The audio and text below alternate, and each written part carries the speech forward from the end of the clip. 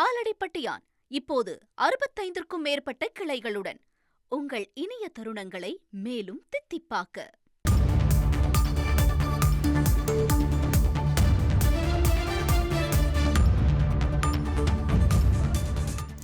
Indigo விமானங்கள் ரத்து காரணமாக விமான சேவை கட்டணங்கள் உயர்ந்திருக்கும் நிலையில் கட்டணங்கள் உயர்வின் எதிரொலியாக உச்சவரம்பை அறிவித்திருக்கிறது மத்திய அரசு. மேலும் விவரங்களை செய்தியாளர் ரமேஷ்குமார் வழங்கிட கேட்கலாம்.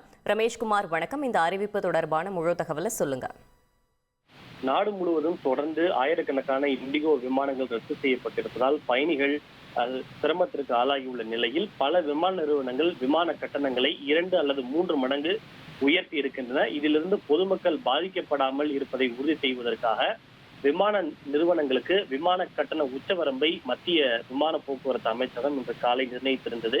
அதன்படி அந்த நிர்ணயிக்கப்பட்ட விமான கட்டண வரம்பு குறித்த விவரங்கள் வெளியாகி இருக்கிறது. அதன்படி 500 கிலோமீட்டர் தூரம் வரை கொண்ட விமான பயணத்திற்கு அதிகபட்சமாக 7500 ரூபாயும், 500 கிலோமீட்டர் முதல் 1000 கிலோமீட்டர் தூரம் வரை கொண்ட விமான பயணத்திற்கு 12000 ரூபாயும், 1000 1500 கிலோமீட்டர் தூரம் வரை கொண்ட விமான பயணத்திற்கு அதிகபட்சமாக 15000 ரூபாயும், 1500 கிலோமீட்டருக்கு மேல் பயண தூரம் கொண்ட விமானத்திற்கு அதிகபட்சமாக 18000 ரூபாயும் விமான கட்டணமாக நிர்ணயிக்கப்பட்டிருக்கிறது.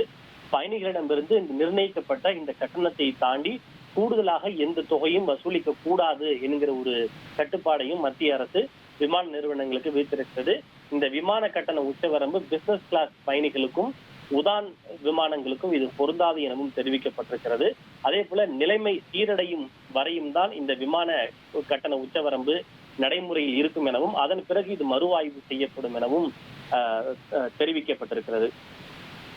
தகவல்களுக்கு நன்றி ரமேஷ்குமார்.